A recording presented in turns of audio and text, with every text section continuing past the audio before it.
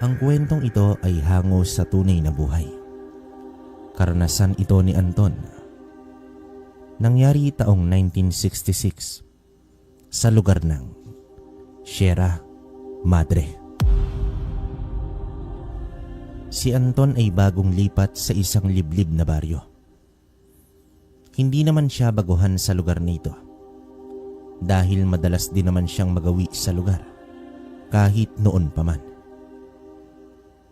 Nagdesisyon siya na lumipat ng tirahan dahil nais niya na ng panibagong yugto sa kanyang buhay. Sa magkasunod na taon ay namayapa ang kanyang mga magulang dahil na rin sa natural na karamdaman. Pero isang malaking katanungan para kay Anton habang siya ay lumalaki dahil sobrang iba ng kanyang itsura kumpara sa kanyang mga magulang. Kayumanggi ang kulay ng balat nito. Maliliit na tao lamang at sarat ang ilong. Samantalang si Anton ay napakaputi, matangkad at matangos ang ilong. Kahit saan tingnan ay wala talagang naniniwala na anak siya ng mga magulang. Sa tuwing tinatanong niya ang mga magulang niya tungkol sa bagay na ito, ay nagtitinginan lamang at iniiba na ang usapan. Hindi na rin naging mausisa pa si Anton. Baka hindi pa handa ang mga ito na sabihin ang katotohanan. Para sa kanya, wala namang problema kung siya ay isang ampon. Sila pa rin naman ang kikilalanin niyang mga magulang at wala siyang balak na hanapin at kilalanin ang tunay niyang pinagmulan. Kontento na kasi ito sa kanyang buhay. Payak pero masaya kasama ang mga magulang. Pero noong mga huling sandali ng kanyang ina, ay nag-iwan ito ng mga kataga. Ayon sa kanyang ina, sa puso ng Sierra Madre, naroroon ang iyong pinagmulan. Labis na nalungkot si Anton sa pagkawala ng kanyang mga magulang. Kaya naman ninais niya na lumipat sa karatig baryo. Habang nagbibinata si Anton, ay mas namutawi ang kanyang kaibahan sa lahat. May napakahabang buhok na sobrang itim at ang kulay ng kanyang mga mata ay tila nag-iiba. Kulay abo ito at nagiging kulay asul pagsapit ng gabi. Nako Anton, pasensya ka na kung yan lang ang nabibigay ko sa'yo ng mga kawayan. Sapat na ba yan para sa bahay mo? Wika naman dito ni Leroy. Ako na po ang bahala sa kulang nito, Tandang Leroy. Pero maraming salamat po. Nag-abala ka pa. Tugon ni Anton na nahihiya pa sa matanda. Kawawang si Ma sumunod agad kay Beltran. Ayos ka lang ba Anton? Alam kong masakit pa sa'yo ang mga nangyaring paglisan ng mga magulang mo. Pag-aalala naman dito ng matanda. Ganun talaga ang buhay, Tandang Leroy. Masakit pero kailangan tanggapin. Mas mabuti na yon kaysa maghirap pa sila ng matagal sa kanilang karamdaman. Nakakapagpahinga na rin sila ngayon. Tugon dito ng binata na may bahagyang ngiti sa mga labi. O sige, mauna na ako sa'yo at kung may kailangan ka pa, abay huwag kang mahiyang dumulog sa akin. Pamamaalam naman dito ng matanda. Sa mga hindi nakakalam, si Tandang Leroy ay ang pinakamatanda sa baryo. Kilala ito kahit pa sa mga karatig lugar. Kaibigan din siya ng mga magulang ni Anton. Samantala, sa loob ng ilang araw ay naitayo na ni Anton ang kanyang maliit na bahay. Gawa naman ito sa kawayan at sa dahon ng niyog ang bubong naman ito. Sa kabila ng itsura ni Anton ay batak ito sa mabibigat na gawain. May munting palayan din kasing naiwan ang kanyang mga magulang at siya na ang namamahala dito mag-isa. May kalayuan din ang palayan dahil kailangan pang bumaba ng bundok. Sa halos araw-araw ay bumibisita ang matanda sa kanya. May iba rin kasing sadya ang matandang si Leroy sa kanya. Tungkol ito sa kakaibang anyo ni Anton.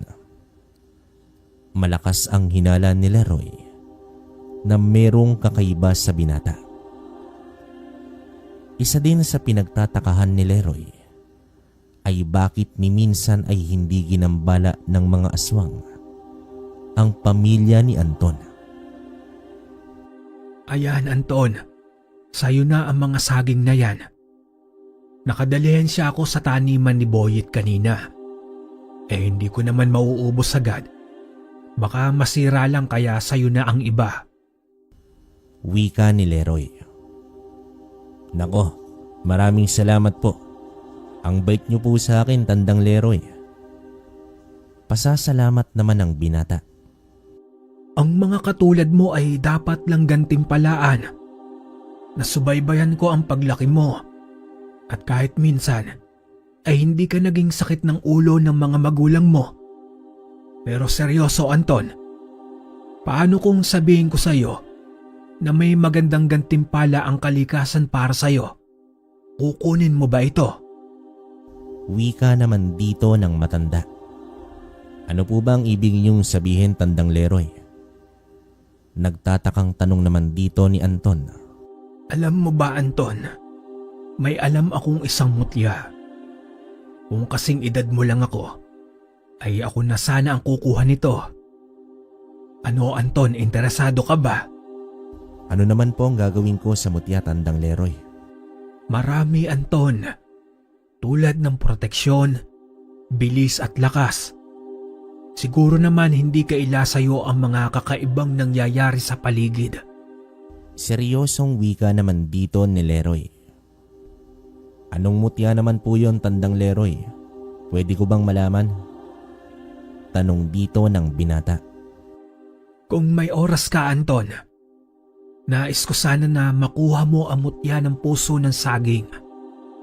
Magaganap ang muling maglabas nito sa pagpatak mismo ng unang oras ng Biyernes Santo.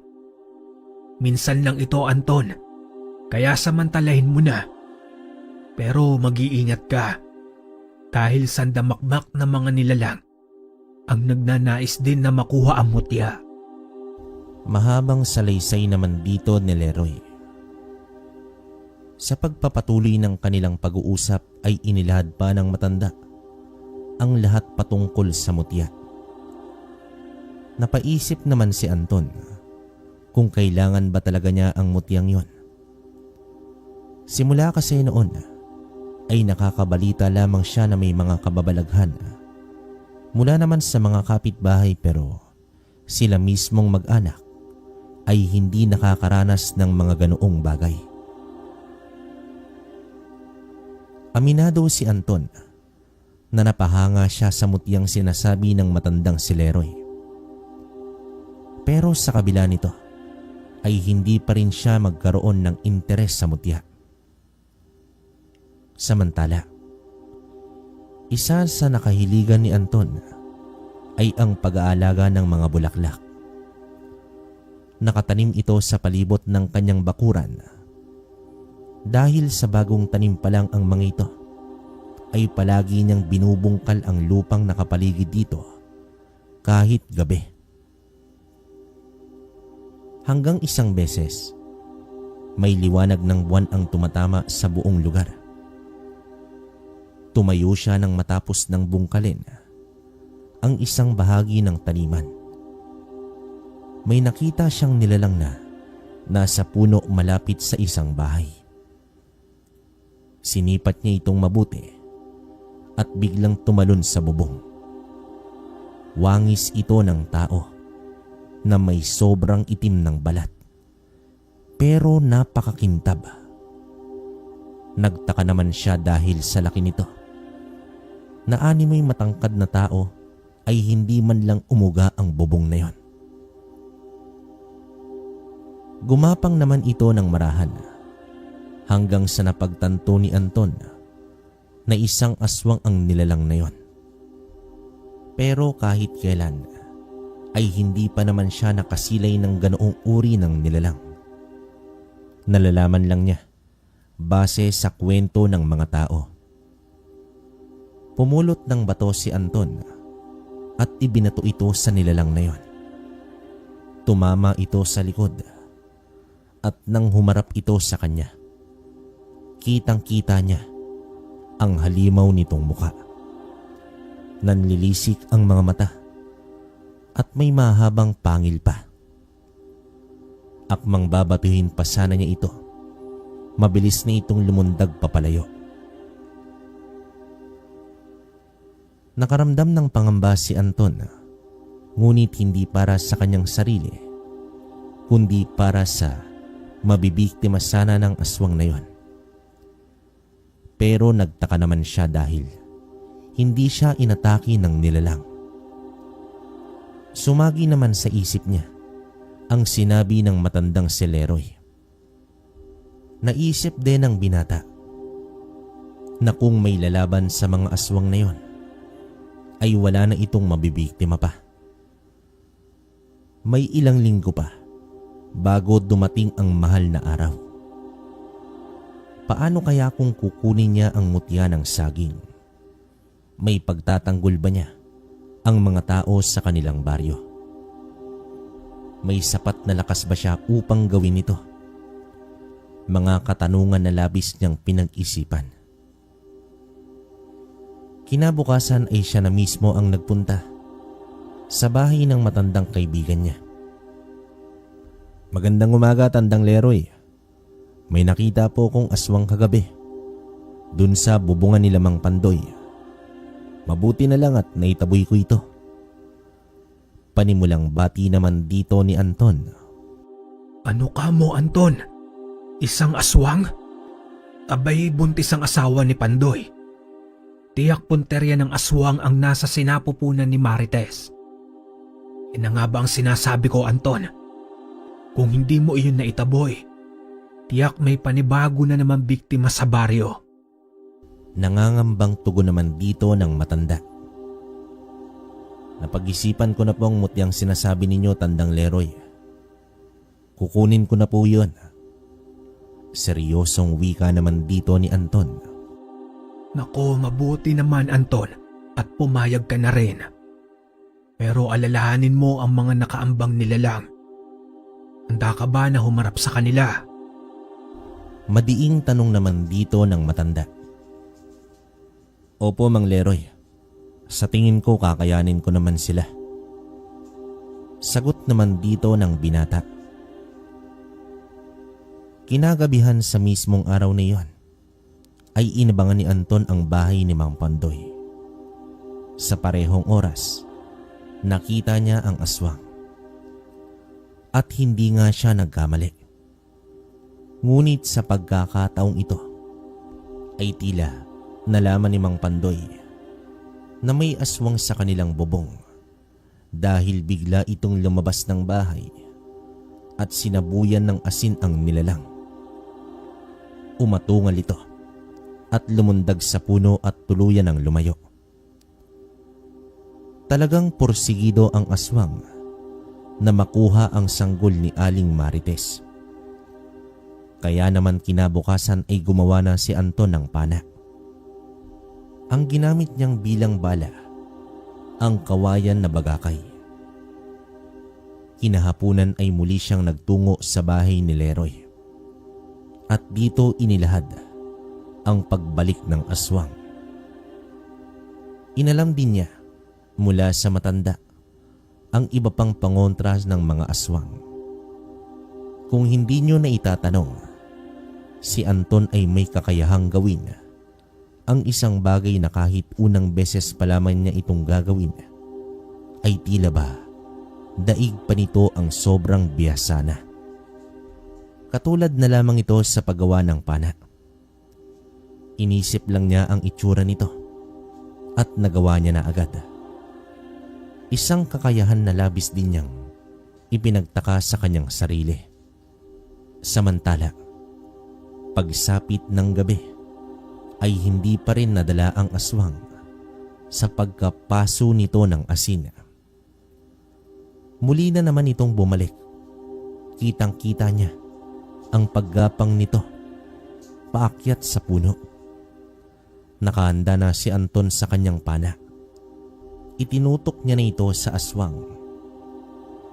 Akmang lulundag na sana sa bubong ay binitawan niya na ang tali ng sandata. At dito tumarak ang bagakay sa tagiliran ng aswang dahilan upang malaglag ito sa puno. Ilang segundo pa bago nakabangon ang aswang at humarap naman ito sa kanya. Sa muli niyang pagtutok ng pana ay bahagyang umatras ang aswang. Muli itong lumundag at nagpalipat-lipat sa puno hanggang sa nawala na ito sa paningin ng binata. Kinabukasan ay nagtungo sa palayan si Anton. Gamit ang bolo ay nilinis niya ang mga dahong tumubo sa paligid ng mga palay. Nang masipat niya ang 4 na kalalakihan na naglalakad sa may pilapil, mabagal ang kilos at lahat ay nakatingin sa kanya. Mga bagong muka ang kanyang nakita. Inisip niya naman na baka dayo ang mga ito. Muli siyang yumuko upang ipagpatuloy ang ginagawa. Ngunit ang 4 na kalalakihan ay mabilis na tumakbo patungo naman sa kanya at galit na galit ang itsura. Subalit sa ilang metro pa lamang ang pagitan, sa hindi malamang dahilan ay biglang nagkaroon ng putik sa palayan at nahulog ang 4. Tila isa itong kumunoy na bigla na lamang lumitaw. Sumigaw ang mga nilalang at ang galit na mukha ay napalitan ng pagkasindak. Animoy may nakikita sila sa likuran ni Anton. Nang lingunin niya ito ay wala namang tao. Nagpupumiglas na ang mga nilalang hanggang sa nakaahon na ito sa putikan at tumakbo ng sobrang bilis na tila merong tinatakasan. Matapos noon, napailing na lamang si Anton sa mga nangyari at ang putik ay dahan-dahang ding naglaho. Ramdam ni Anton na may kakaibang nangyayari sa paligid. Nilapitan niya ang lugar kung saan lumitaw ang putik pero bumalik na ito sa pagiging tuyo. Nang matapos siya sa kanyang gawin, ay humiga muna siya sa maliit na kamalig. Inunat ang katawan at tuluyang pumikit. Habang siya ay nakapikit, naramdaman niya na tila may isang nilalang na nakadungaw sa kanya. Hanggang sa naramdaman niya na may humawak sa kanyang dibdib at agad siyang napadilat. Nakita niya ang isang imahe ng lalaki na nakatapat mismo sa kanyang muka. Napakabilis lamang nito, ni wala pa yatang 1 segundo. Ang nakita niya ay isang lalaking maputi na may gintong buhok. Asul din ang mga mata nito, ngunit mahaba ang tenga. Napakaamong muka at may matangos na ilong. Para bang nakita mismo ni Anton ang sariling imahe. Napabalikwas siya at inilibot ang tingin sa paligid. Tumayo naman siya at mabilis na naglakad papauwi.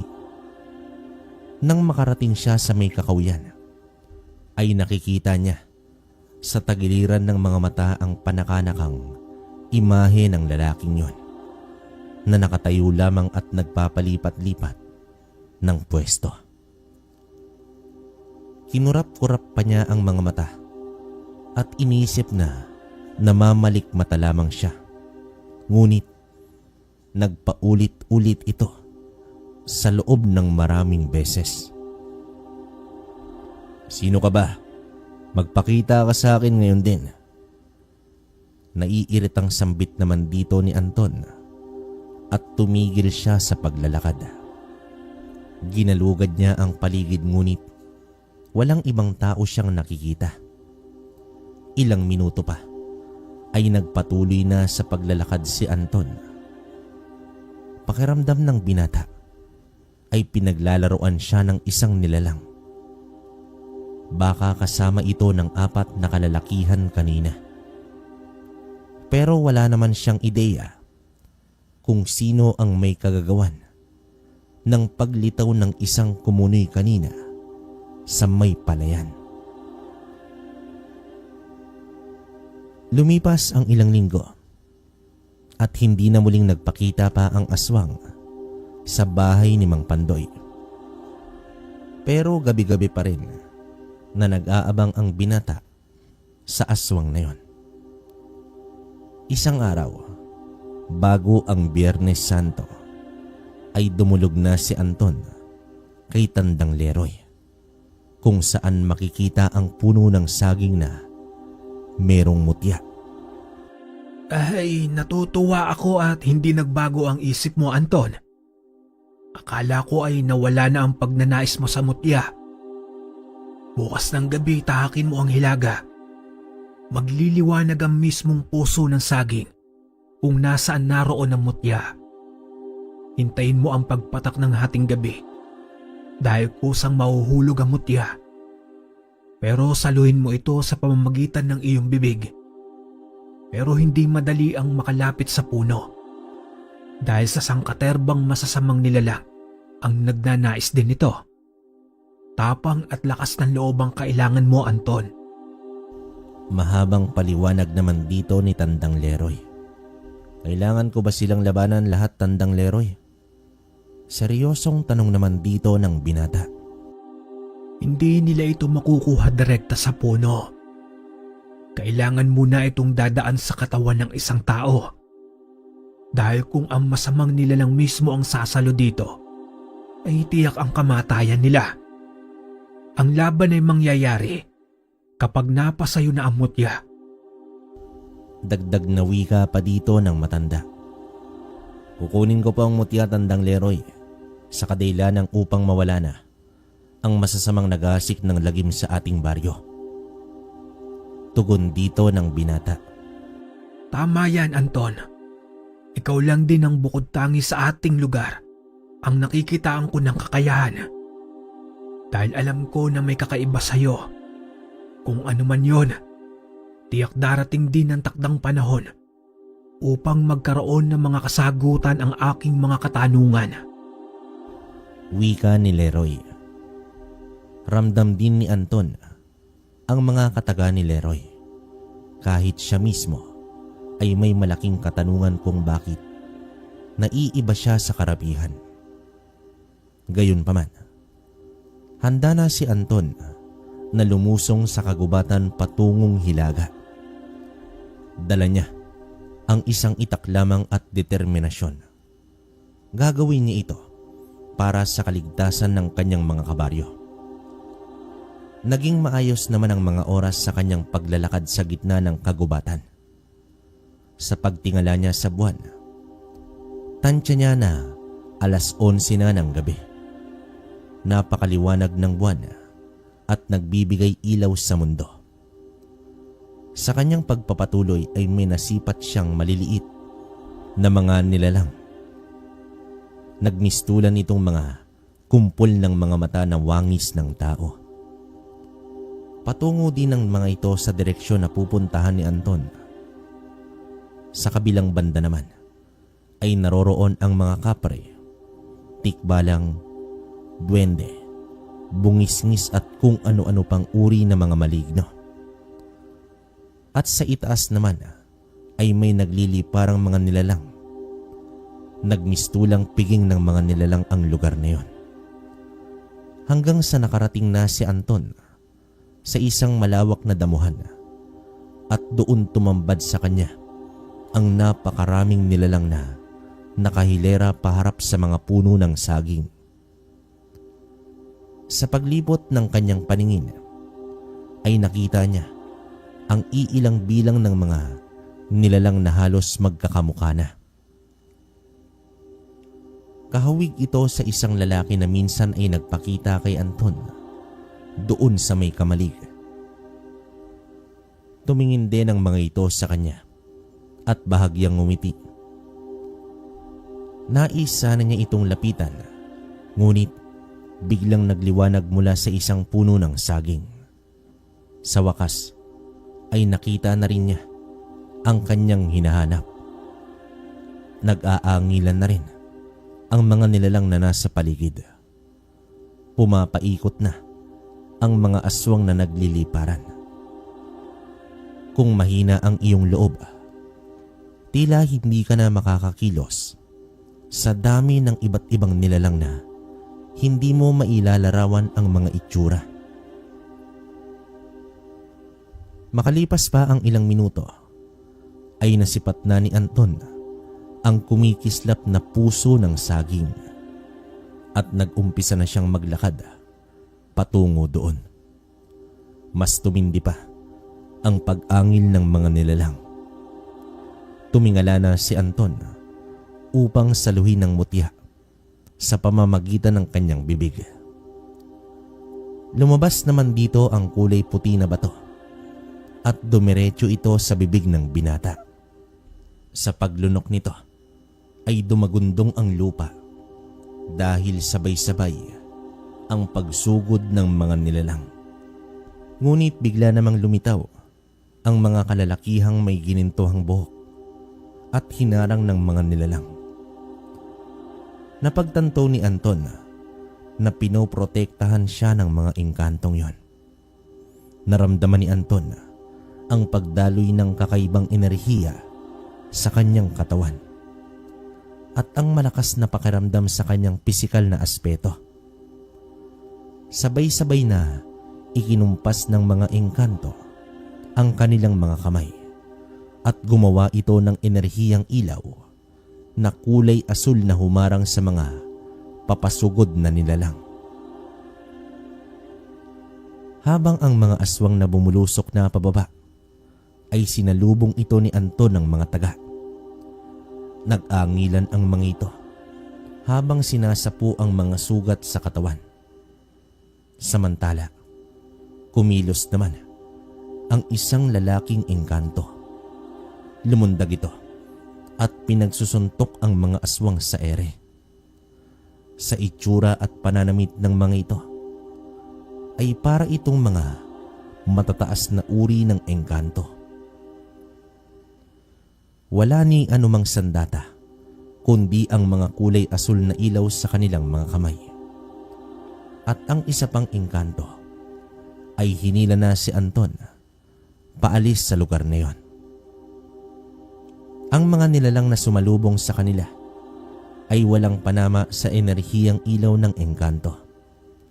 Patuloy lamang sa pagtakbo si Anton habang nakasunod sa engkanto. Ang masukal na dinadaanan nila ay tila naging patag. Nang makalabas na sila sa may kagubatan, ay huminto na ang lalaki at sumenyas na magpatuloy na siya sa pagtakbo. "Sino ka? Bakit ninyo ako tinutulungan?" Maiging tanong naman dito ni Anton. Subalit ngumiti lamang ang engkanto at hinarap ang paparating na mga aswang. Kaya naman nagpatuloy na lamang siya sa pagtakbo hanggang sa nakarating na siya sa kanyang bahay. Ang mga puno sa kanyang paligid ay nagsigalawan, ngunit wala namang malakas na hangin. Makalipas ang ilang minuto ay bumalik na rin ito sa normal. Kinapa niya naman ang kanyang dibdib at ramdam niya na may isang bagay na nakapaloob dito. Isang bagay na pinagmulan ng kakaibang lakas. Dahil naman sa ginawa ng mga engkanto, ay hindi maiwasang isipin ni Anton na may kaugnayan sila sa isa't isa. Kinapa niya ang kanyang muka, ang buhok, ang katawan, at tinitigan ang mga kamay. Hindi halos nalalayo ang itsura niya sa mga engkantong yon. Tanging tenga at kulay ng buhok ang kanilang pagkakaiba. Engkanto? Hindi kaya isa ako sa kanila? Pero papaano nangyari to? Tanong ni Anton sa kanyang sarili. Kinabukasan ay agad nagtungo ang binata sa bahay ni Leroy. Natuwa naman ang matanda sa ibinalita ni Anton na nakuha na nito ang mutya ng saging. Pero batid ng matanda na parang aligaga itong si Anton. Kaya naman sinubukan niya itong tanungin kung may problema ba sa mutya. Wala naman po, Tandang Leroy. Gaano niyo ba kakilala ang aking mga magulang? Nakita niyo ba siya na nagbuntis at isinilang ako? Bakit ibang itsura ko kaysa sa kanila?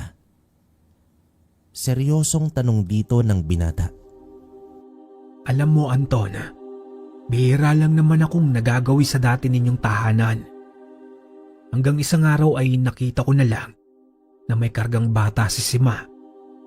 Nang tanungin ko sila kung sino ang batang dala niya, ay nagtinginan lamang sila at hindi umimig.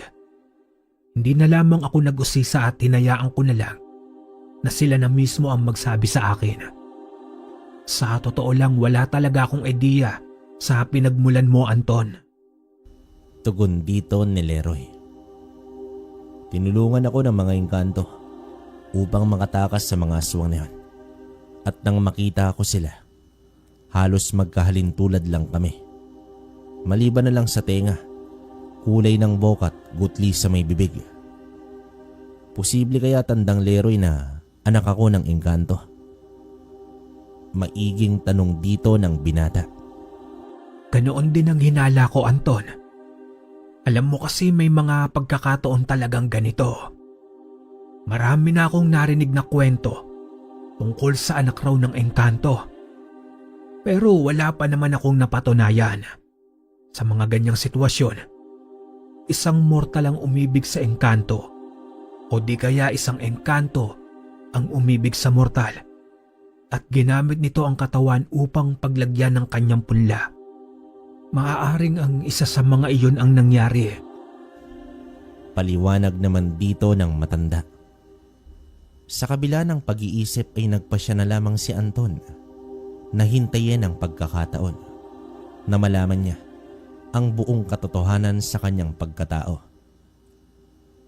Pagsapit ng hapon ay nagtungo naman siya sa isang bayan upang bumili ng mga pangangailangan. Papalubog na ang araw nang siya ay palabas na sa palengke. Naisip niya na mag-iba ng daanan. Gawa na rin na tila may paparating na malakas na ulan, kaya dapat makauwi na siya agad. Tinahak niya ang kabilang daan kung saan mas malapit ito. Kaso lang, matarik ang daan at bihira lamang ang nagagawi doon. Sadyang hindi swinerte si Anton sa mga oras na iyon dahil inabutan siya ng malakas na ulan. Sumilong naman muna siya sa isang malaking puno. Delikado din kasi kung tutuloy siya dahil madulas na ang lupa. Tila nagsisi si Anton sa daang tinahak niya. Kahit papaano, doon sa kabila ay may mga bahay na maaari niyang masilungan. At habang nakatayo siya sa ilalim ng puno, ay nababasa pa rin siya ng ulan. Hanggang sa may nakita siyang matanda na nakabalot ng salakot. Naglalakad patungo sa kanyang kinatatayuan. May bitbit din itong tungkod. Hindi naman niya maaninag ang muka dahil gabi na. Sa wangis lang niya ito nakikita. Iho, mukhang hindi maganda ang kalagayan mo riyan. Halika, sumama ka sa akin at malapit lang ang bahay ko dito. Bungad naman dito ng matanda. Nakakahiya naman po pero salamat po. Ako nga pala si Anton. Tugon dito ng binata. Tawagin mo akong Salvador. Sige na, tumuloy na tayo. Mukhang matagal-tagal pa ang ulan na ito. Wika naman dito ng matanda. Sumunod na si Anton sa matanda nang walang pag-aalinlangan. Maayos naman siyang pinakitunguhan nito. Sa pagpasok nila ng bahay, ay agad nagsindi ng gasera si Salvador. Nasilayan ng binata ang simple ngunit matibay na bahay ng matanda. Nagpaningas din ng apoy ang matanda at nagpakulo ng tubig. Habang nasa mesa lamang si Anton, inabutan pa siya ng tuwalya ng matanda. Tayo ka ba sa lugar na ito, iho? Tanong naman dito ng matanda. Hindi naman po. Akala ko kasi mas makakauwi ako ng mabilis. Kaso naabutan ako ng ulan. Taga-kabilang burol lang naman po ako. Tugon dito ni Anton. Hintayin na lang muna natin na kumulo ang tubig upang makainom tayo ng kape. Wika pa dito ni Salvador. Sa kanilang pag-uusap ay iba ang tingin ni Salvador kay Anton. Pero hindi na ito bago sa binata. Gawa na rin sa kakaiba niyang itsura kumpara sa mga ibang tao sa lugar, ay talagang hindi maiiwasang titingnan siya na may pang-uusisa. Hanggang sa inilapag na ng matanda ang mga tasa ng kape at tila nalibang ng gusto ang binata sa kwento ng matanda at hindi niya na namalayan pa ang oras. Ilang higop pa lamang niya sa kape ay nakaramdam na si Anton ng matinding pagkaantok. Nandilim ang paningin ni Anton hanggang sa nawalan na ng malay. Maya-maya pa ay nakita niya sa isang kawalan ang imahe ng isang engkanto. Sinasambit ang kanyang pangalan at animoy ginigising siya nito. Marahan niyang ibinuka ang mga mata at nasa sahig na pala siya nakaiga. Nakakaramdam pa ng pagkahilo at hindi agad siya nakatayo. Pagbaling niya ay nakita niya ang matandang lalaki na nakatalikod na parang may ginagawa. Paglingon nito ay may bitbit na itong mga tuyong dahon at mga uod. Nanlaki naman ang mga mata nito nang makita niya na nagising na pala si Anton. Mabilis na kumilos ang matandang si Salvador at kumuha ito ng pamalo. Sa paghataw niya kay Anton ay nasalag ito ng binata. Paulit-ulit na pagpalo hanggang sa nabali na ang patpat. Napaatras ang matanda na tila natatakot. Sa pagtayo ni Anton ay napagtanto niya na may masamang balak sa kanya ang matandang yon. Anong balak mo sa akin, matanda ka? Galit na bungad naman dito ni Anton. Paano ka nagising, bata? Hindi ito maaari. Oras muna ang bibilangin bago ka dapat magising. Gulat na tugon dito ng matanda. Mabilis na lumapit si Anton upang kumprontahin ng matanda. Subalit, agad siyang sinabuyan nito ng mga insekto at umatake sa binata dahilan upang makalabas mula naman sa kusina ang matandang yon. Nang napawi na ang mga insekto, ay hahabulin pa sana ni Anton si Salvador ngunit hindi niya na ito nakita pa. Ginalugad niya ang loob ng bahay at doon siya nakatagpo ng mga insekto na nakapaloob sa mga garapon. Dito niya na naisip na isang mambabarang ang matanda. Pero wala siyang ideya kung ano ang balak nito sa kanya. Kinuha niya ang gasera sa may mesa at inihagi sa kwarto na puno ng mga insekto. Tumila na rin ang ulan ng mga sandaling yon. Iniwan na ni Anton ang bahay ni Salvador na tinutupok na ng apoy. Sa muli ay iniligtas na naman siya ng engkanto sa pamamagitan ng paggising sa kanyang diwa. Dahil dito ay mas lumakas pa ang hinala ng binata na may malaking ugnayan nga siya sa mga engkanto. 10 oras na ng gabi nang siya'y ay nakarating sa kanyang bahay. Agad niyang inabot ang gasera at sinindihan sa pagsampa niya sa kanyang balkonahe. Umupo muna siya doon ng ilang sandali at patuloy na pinagmasdan ang paligid. Iniisip niya na baka nasa paligid lamang ang mambabarang. Matapos nito ay pumasok na siya sa loob at dito inilawan ang bahay. Kinaumagahan, habang nagbubungkal siya ng lupa sa mga tanim na bulaklak ay dumating naman si Tandang Leroy. Kinausap siya nito tungkol kay Salvador. Ang demonyong iyon ay nagbalik na pala. Isang mambabarang si Salvador.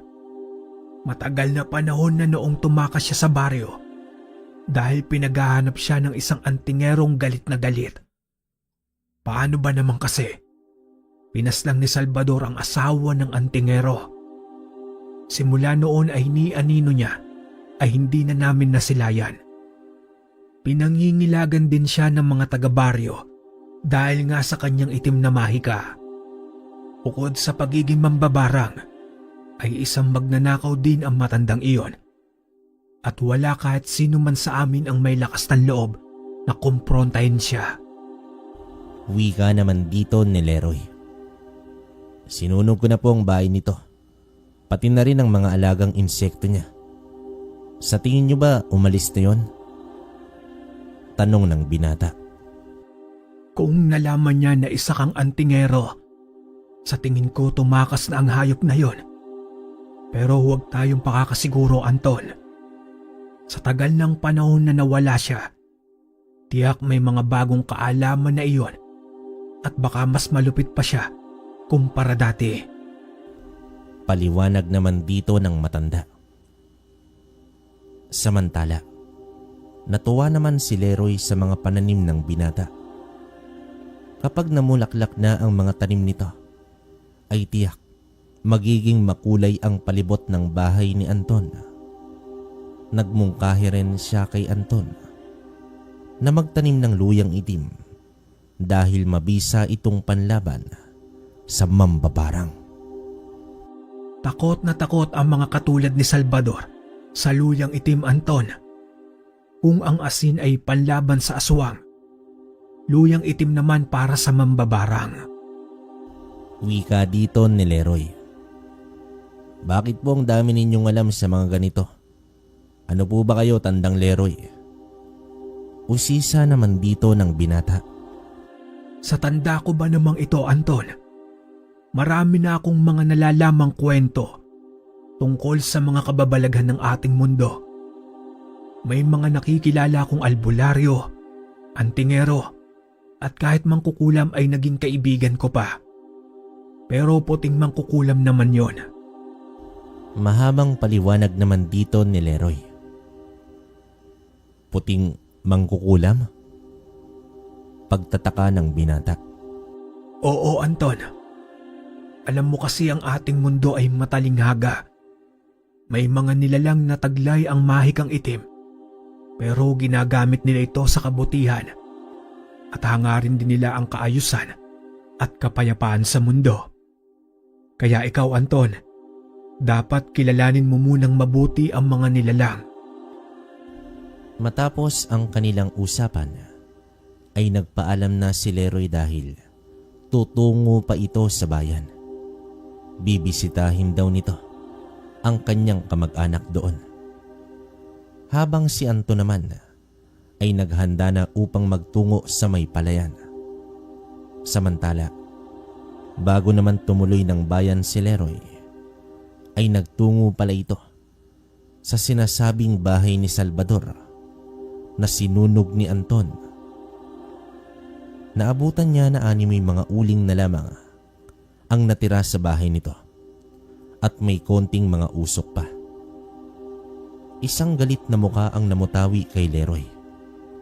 May kinikimkim pala ito na galit dahil ang totoo, ang asawa ng antingero na pinaslang ni Salvador ay anak pala ni Leroy.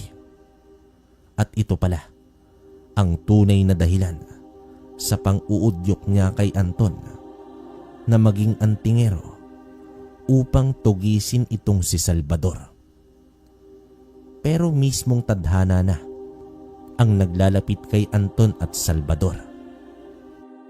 Kung nakatakas ka man dati, sisiguraduhin ko na sa pagkakataong ito ay hindi na. Matatahimik lamang ako kapag nabigyan ko na ng hustisya ang aking anak na si Linda. Kahit ang kapalit pa nito ay ang aking buhay. Wika naman ni Leroy sa kanyang sarili. Samantala, umupo na si Anton sa may kamalig upang kakaina ng pananghalian. Napapangiti naman ito habang nakatanaw sa lunti ang palayan.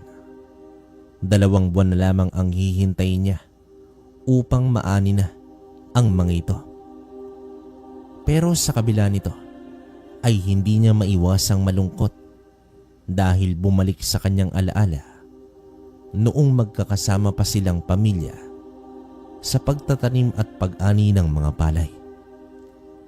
Salat man sa buhay pero nagsikap ang mga magulang niya na mabigyan ng edukasyon si Anton kahit hanggang elementarya lamang. Pangarap sana ni Anton na mailipat sa bayan ang mga magulang dahil mas maganda ang sitwasyon doon at mas malapit sa kabihasnan. Pero ang lahat ng ito ay naglaho nang lumisan ang mga mahal sa buhay. Bandang 3:00 na ng hapon, umalis na si Anton sa may palayan. Sa kanyang paglalakad ay nasipat niya ang 3 kalalakihan. Nakatayo lamang ang mga ito sa gilid ng daan.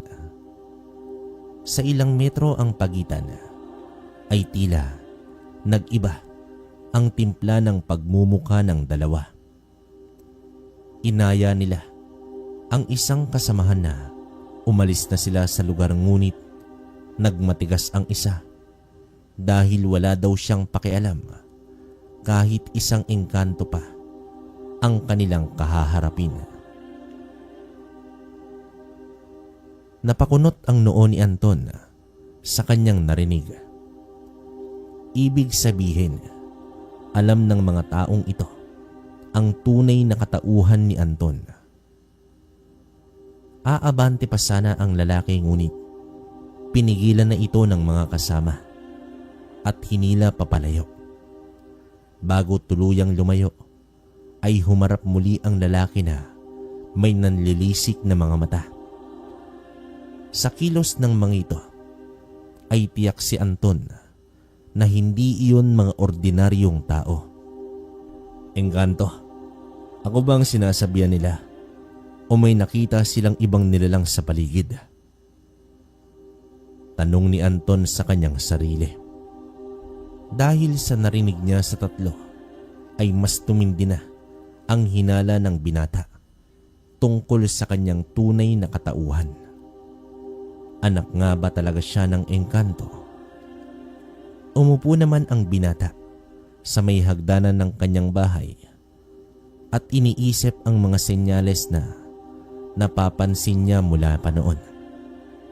Gayunpaman, iwinaksi muna niya sa isipan ang tungkol sa bagay na yon at nagpatuloy sa normal na gawain sa buhay.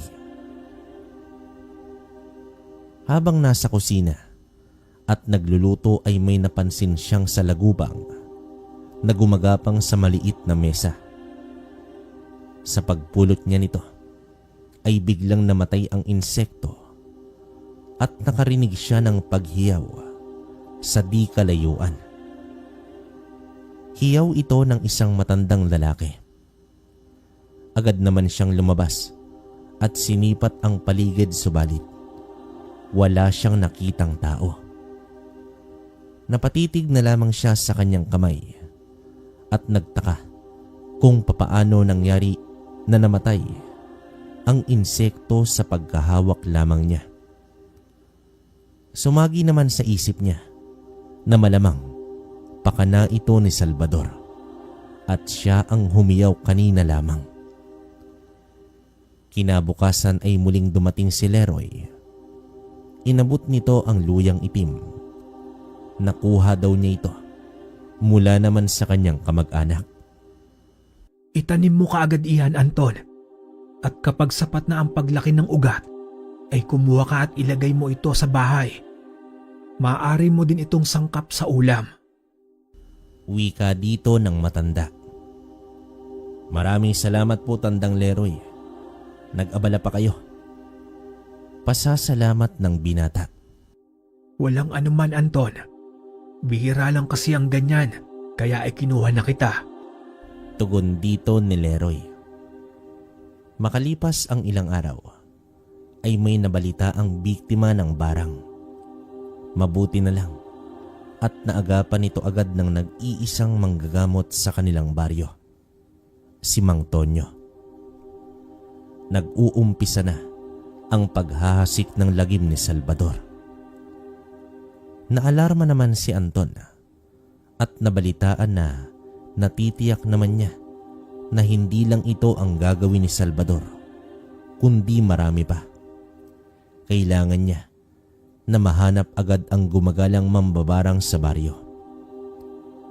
Nakipag-usap siya sa manggagamot, ngunit hindi naman ganoon kalawak ang kaalaman nito at wala itong ideya kung saan matatagpuan ang mambabarang.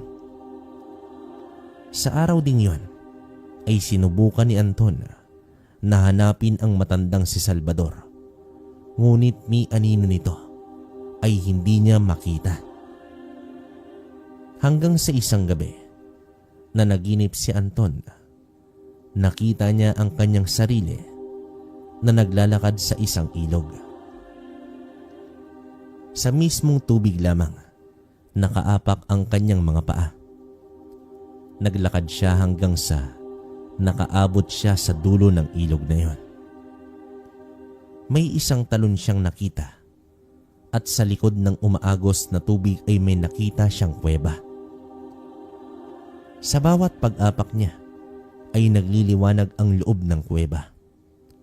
Nagsilbing ilaw ng mga bakas ng kanyang mga paa. Hanggang sa nakita niya ang isang malaking insekto na may nakataling maliit na lubid. Gumalaw ang insekto at naglakad ito papalayo. Sinundan naman niya ito hanggang sa nakita niya si Salvador na nakatalikod habang nagsasagawa ng ritual. Nang biglang lumingon ang mambabarang at bigla itong lumaki at nakangising humarap kay Anton.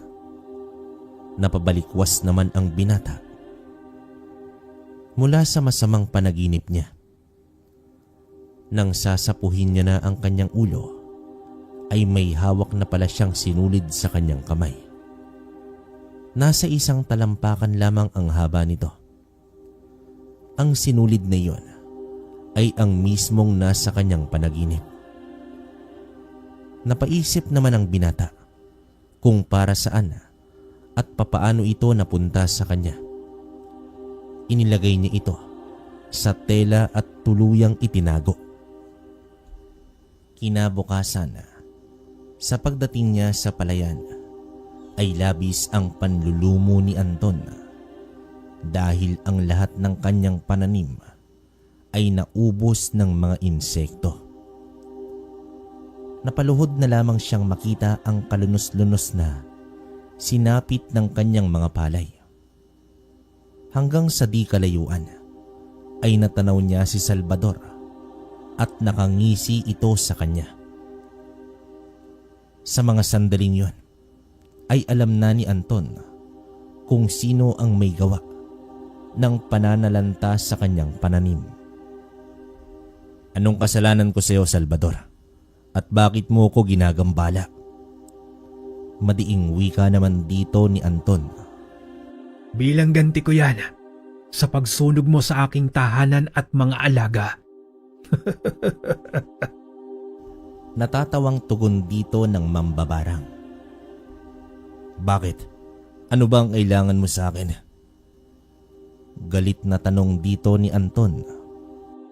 Ibigay mo sa akin ang iyong mutya, kapalit sa katahimikan ng buhay mo at sa baryong ito. Seryosong sagot naman dito ng mambabarang. Narito sa loob ng dibdib ko. Bakit hindi mo kunin? Halika, kunin mo. Matapang na wika ng binata. Kung hindi ka sana nagising nung gabing iyon, tiyak na dukot ko na ang mutya mula sa'yo. Tugon dito ni Salvador. Ito pala ang dahilan kung bakit pinatulog niya si Anton ang kunin mismo ang mutya sa loob ng katawan niya. Naglakad papalapit si Anton sa mambabarang habang umaatras naman ito papalayo sa kanya. Bakit ka umaatras, tanda? Di ba ito naman ang gusto mo? Sigaw dito ni Anton. Hindi mo ako mahuhuli, antingero. Lasapin mo ang paghihiganti ko. Tumatawang wika naman dito ni Salvador at naglabas ito ng maitim na usok. Sa pagkawala ng usok na yon, ay nawala na rin ang mambabarang. Bumalik siya sa kanyang mga pananim. Sa itsura nito, ay imposible na itong masalba pa. Labis naman ang pagkalungkot ni Anton ng mga sandaling yon. Tumalikod siya upang umuwi na lamang sa bahay, subalit may narinig siyang nagwikang bigla. Hahayaan mo na lang ba na masayang ang iyong pinaghirapan ng dahil sa mga insekto? Bakit hindi mo gamitin ang katangian mo upang ibalik sa dati ang mga nasira? Wika dito ng isang lalaking engkanto. Sino ka? Gulat na sambit naman dito ni Anton. Pumulot na ng palay at hilingin sa iyong isipan na ibalik ang dati at maayos nitong anyo. Nakangiting wika dito ng lalaki habang nakatanaw lamang sa may palayan. Sinubukan niyang gawin ang sinasabi ng lalaki at sa unti-unti ay nanumbalik ang mayayabong na tanim. Kahit konting bakas ng pagkasira ay walang makikita. Nanlaki ang mga mata ni Anton sa kanyang nakita. Ako si Sakor, ang katiwala ng iyong ama, ang prinsipe ng mga engkanto. Narito ko upang gabayan ka, Anton. Sambit naman dito ng engkanto. Prinsipe, ang aking ama. Sabihin mo sa akin ang lahat-lahat. Pakiusap. Nagsusumamong tinig ng binata. Tumingin sa kanya ang lalaki na may asul na mga mata at dito niya inilahad kay Anton ang katotohanan sa kanyang pagkatao. Ayon kay Sakor, ang prinsipe ay umibig sa isang mortal na dalaga, ang ina ni Anton na si Delia. Dahil sa matinding pag-ibig ng prinsipe kay Delia, ay nagawa nitong ikubli ang tunay na katauhan. Nagpanggap siyang tao, nanligaw at nakisama ng maayos sa isang mortal. Sa taglay nitong kapangyarihan ay napaniwala niya si Delia na totoo ang lahat nitong nakikita. Kahit ang pamilya ni Delia ay napaniwala rin ng prinsipe. Nakikisalamuha sa tao ang engkanto at nagpakasal pa ito. Subalit sadyang hindi may kukublik ang tunay nitong kaanyuan sa pamamagitan ng kanilang anak. Nang isilang si Anton, ay gulat na gulat ang kumadrona sa itsura nito. May mahabang tenga at asul ang pula ng bata. Kulay ginto rin ang mumunting buhok nito. Wala nang nagawa ang prinsipe, kundi ang aminin sa lahat ang katotohanan. Hindi naman ito nagustuhan ng pamilya, lalo na si Delia. Pakiramdam niya ay niloko siya ng kanyang asawa. Dahil isa siyang engkanto, ay nag-iba ang tingin ng pamilya ni Delia sa kanya. Natakot sila dahil baka kukunin nito ang bata at pati na rin si Delia. Pero nangako ang engkanto na hindi niya iyon gagawin. Mas pipiliin niya na makisama sa mga tao kaysa bumalik sa kanyang kaharian. Pero sa likod nito ay ang pagnanais ng amang hari at inang reyna na makuha ang apo nila upang sa mundo ng mga engkanto palalakihin. Nagkaroon pala ng kasunduan ang prinsipe sa mga magulang nito na iyon ang mangyayari, subalit nais ng prinsipe na sa mundo ng mga tao lumaki ang anak na si Anton. Sa mismong gabi nang isinilang si Anton ay dumating ang hari at reyna kasama ang mga sundalong engkanto upang sunduin ang bagong silang na sanggol. Subalit pumalag ang prinsipe, bagay na ikinagalit ng mga magulang nito dahil sa hindi pagtupad ng kanilang anak sa kasunduan. Tila naipit sa nag-uumpugang bato ang prinsipe. Labis din ang pag-ayaw ni Delia na kukunin ang kanyang anak. Dahil sa nangyari, ay nakipaglaban ang prinsipe sa mga kawal. Habang pinatakas niya ang pamilya ni Delia, dala ang bata. Subalit, sa kasamaang palad, ay napaslang ng mga makapangyarihang at maharlikang mag-asawa ang mga magulang ni Delia. Sa pilit na pakikipaglaban ng prinsipe, ay wala nang nagawa si Delia kundi ang tumakas habang umiiyak dahil sa pagkasawi ng kanyang mga magulang. Hirap na hirap ang ina ni Anton, gawa nga ng kakapanganak pa lamang nito. Sa kanyang pagtakas ay napadpad siya sa bahay nila Sima at Beltran. Labis naman itong nakiusap at pinilit ang mag-asawa na kunin ang bata at itago. Matapos nito ay umalis na si Delia kahit nahihirapan na ng labis. Sa katunayan, nakita ni Sakor kung kanino iniwan ni Delia ang bata. At dahil sa tapat siya sa kanyang tungkulin sa prinsipe, ay nanahimik na lamang siya.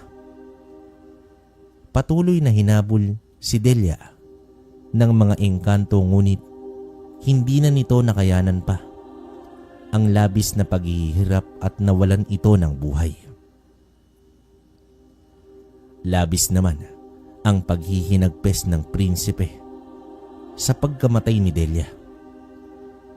At noong naipasa ni Sakor ang mensahe tungkol sa anak nito, ay nagpasya na ang prinsipe na sumama na sa kanilang mundo upang tigilan na ng mga engkanto ang panggugulo. Dahil naman sa galit ng ama nito, ay idadamay pa sana ang ibang mga tao na wala namang kamalay-malay.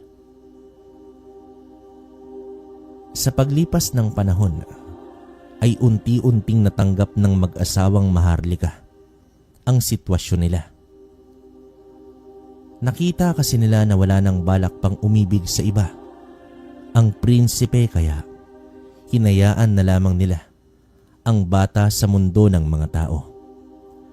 Pero nagtalaga ang Maharlikang pamilya ng mga engkanto upang bantayan ang bata sa pamumuno ni Sakor.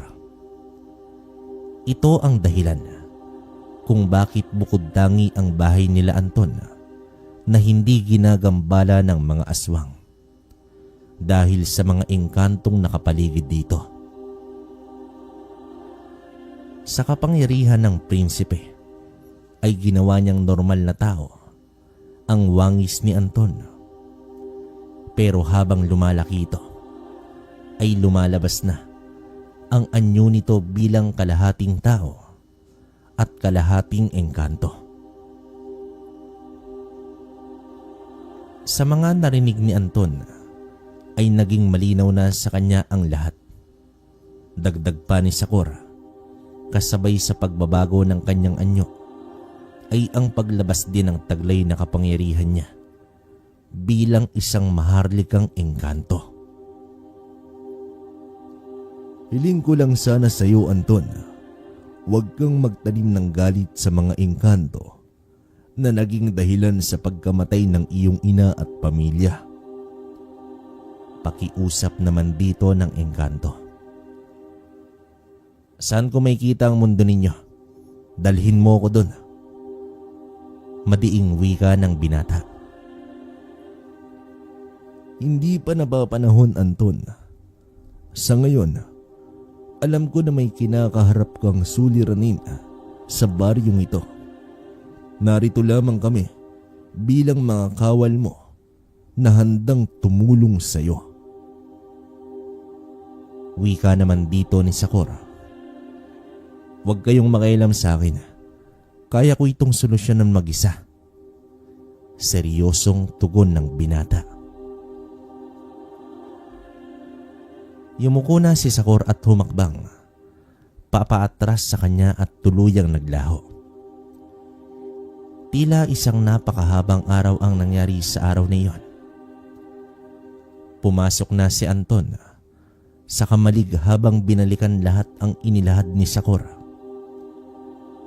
Hindi naman niya maiwasan na maawa sa sinapit ng kanyang ina sa pagbubuwis ng buhay nito upang maitakas lamang siya. Ninais ni Anton na kumprontahin ang mga nilalang na naging dahilan sa kasawian ng kanyang ina. Ngunit may tatapusin muna siya bago harapin ang mga engkanto.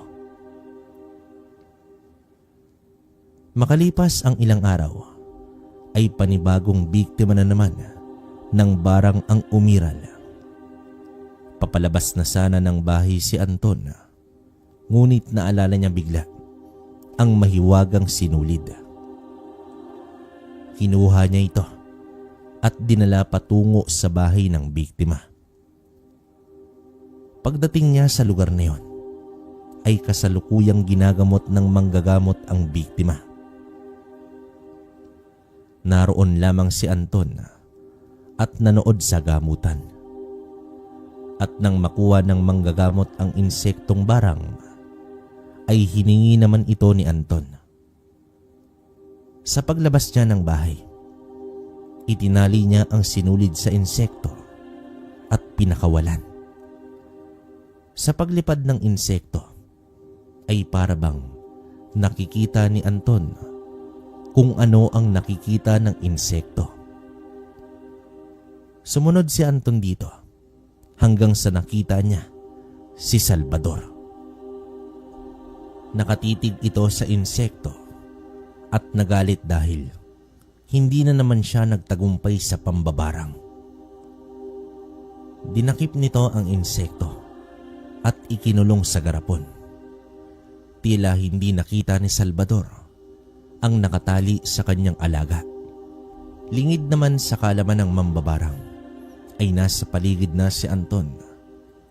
Kaya pala hindi niya mahagilap si Salvador dahil sa kuweba ito nanirahan. Habang nakatitig si Anton sa kuweba, ay may naisip siyang paraan upang atakihin ang matanda. Palihim na tumungo si Anton sa likuran ng kuweba kung may lagusan ba ito. Subalit wala siyang makita, kaya natiyak niya na iisa lamang ang lagusan nito, ang labasan at pasukan lamang. Dali naman siyang umuwi sa bahay at hiniling na makabunot sana siya ng malaking luyang itim. Ilang sandali pa ay nag-umpisang hukayin ni Anton ang tanim at halos kasing laki ng bilao ang luyang itim na nakuha niya. Pinagpira-piraso niya ito sa maliliit na bahagi. Gamit ang sinulid ay nakikita pa niya si Salvador na mahimbing na natutulog sa loob ng kuweba.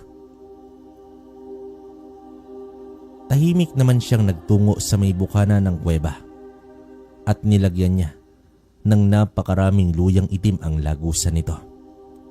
Kumuha din siya ng mga balat ng niyog at pinausukan ng kuweba. Ilang sandali pa ay narinig niya na ang pag-ubo ni Salvador. Akmang lalabas na sana ito ngunit bigla itong napatras dahil sa mga luyang itim. Ano na, tanda? Bakit di ka pa lumalabas dyan? Pang-aasar na wika dito ni Anton. Hindi naman sumagot ang matanda at panay ubo na lamang ang ginagawa nito. Hanggang sa may mga insektong nagsilabasan sa kuweba at nang umatake ito kay Anton ay nalusaw agad ang mga ito nang dumampi sa kanyang balat. Labis na ang paghihirap ni Salvador sa loob dahil sa usok. Gumagapang na ito sa lupa at panay pagmumura. Sa paghawi ng usok ay isang matangkad na binata ang nakita ng matanda. Nakatayo ito sa labas ng lagusan. May hawak itong itak at naglakad na papasok sa loob. Maawa ka, Antingero. Nais ko lang naman na magiganti sa pagsunog mo sa aking bahay. Pero nagsisisi na ako ngayon. Ipinapangako ko sa iyo, magpapakalayo-layo na ako at kahit kailan ay hindi na ako babalik sa baryong ito. Pagmamakaawa dito ng mambabarang. Papaano na lang kung hindi naagapan ng mga binarang mo? May babalik ba ang buhay nila sa paghingi mo ng tawad na yan? Galit na sambit naman dito ni Anton. Hindi naman sila namatay, di ba? Kaya palayain mo na ako. Sambit naman dito ni Salvador. Paano naman ang anak kong si Linda na pinaslang mong demonyo ka? Biglang sambit dito ni Leroy. Napalingon sa gulat si Anton sa matandang katabi niya. Oo, Anton. Siya ang pumaslang sa anak ko. Si Linda ang asawa ng antingerong sinasabi ko sa iyo. Napakatagal ko nang hinintay ang tagpong ito na makaharap kang muli, Salvador. Wala kang kwentang nilalang. Anong kasalanan sa iyo ng anak ko at bakit mo siya dinamay? Galit na wika naman dito ni Mang Leroy. Patawarin mo ko, Leroy. Nadamay lamang siya sa paghihiganti ko sa antingero. Pakiusap naman dito ng mambabarang. Ito, tandang Leroy. Ikaw nang tumapos sa demonyong yan. Huwag kang mag-alala. Hindi na makakalaban yan. Wika ni Anton habang iniaabot ang itak kay Leroy. Agad namang sinabuyan ni Anton ng mga luyang itim si Salvador upang mas manghina pa ito. Sa walang pag-atubili ay mabilis na naglakad ang matandang si Leroy at habang nakadapa sa lupa ang mambabarang ay buong lakas itong tinaga ni Leroy. Sinalag naman ni Salvador ang mga talim ng itak dahilan upang magkasugat-sugat ang mga kamay nito. Akmang itatarak na ni Leroy ang itak, subalit nahawakan pa ni Salvador ang kamay nito. Nang mapansin ni Anton na nadadaig na sa lakas si Leroy, ay lumapit na siya at idiniin ang itak at tumarak ito sa dibdib ng mambabarang. Sa pagkasawi ni Salvador ay napaluhod si Leroy sa lupa at tuluyan itong lumuha. Linda, ang kawawa kong anak. Patawarin mo ako kung lumipas pa ang mahabang panahon bago kita nabigyan ng hustisya. Maraming salamat din sa iyo, Anton.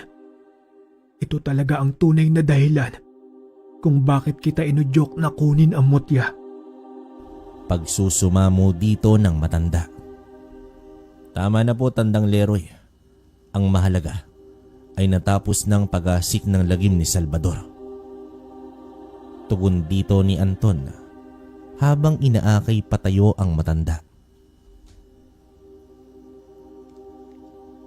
Tinambakan ni Anton ng maraming tuyong dahon at mga sanga ang kuweba at sinindihan nito. Nakaramdam na rin ng kapatagan si Anton para sa kanilang baryo sa paglisan ng mambabarang. Sinamahan niya muna si Tandang Leroy dahil batid niya ang kalungkutan nito. Habang naglalakad sila pauwi, ay doon na ikwinento ng matanda ang tungkol sa kanyang anak at sa asawa nitong antingero. Matapos ang 1 taon, ay nagpaalam ang antingero kay Leroy upang hanapin ang mambabarang. Subalit, hindi na ito bumalik at wala siyang alam kung ano na ang nangyari dito. Gayunpaman, hindi na rin nagtagal si Anton sa bahay ng matanda at umuwi na ito. Wala naman siyang inilahad sa matanda tungkol sa natuklasan niya sa kanyang pinagmulan. Kinagabihan sa mismong araw na iyon, ay muling nagpakita si Sakura. Nagbigay ito ng mensahe na sa susunod na kabilugan ng buwan ay maaari niya na itong isama sa kaharian ng mga engkanto. Sa mga panahon na iyon, ay matiyagang naghintay si Anton sa takdang oras. Pero binantayan muna niya ang baryo kung may umiiral pa bang masamang nilalang. Naging payapa naman ito at nagpatuloy siya sa kanyang normal na buhay hanggang sa umangat na ang malaking buwan. Isinara niya na ang maigi ang bahay at naghintay sa muling pagpapakita ni Sakura. Makalipas ang ilang oras ay may nagliwanag sa kanyang bakuran. Isang portal ang lumitaw at mula doon ay lumabas itong si Sakura. Tumingin at tumango ito kay Anton. Hudyat na kailangan na nilang umalis. Sa paghakbang niya papasok sa may lagusan na iyon, ay isang napakaliwanag na lugar ang kanyang nasilayan. Ayon kay Sakura, sa mundo ng mga engkanto ay walang gabi. Ang isang araw dito ay katumbas ng 10 taon sa mundo ng mga tao. Kaya naman mabagal din ang kanilang pagtanda. Naglalakad sila sa napakalawak na kalsada na gawa naman sa purong ginto. Hanggang sa nakarating sila sa napakalaking bahay na hugis parisukat.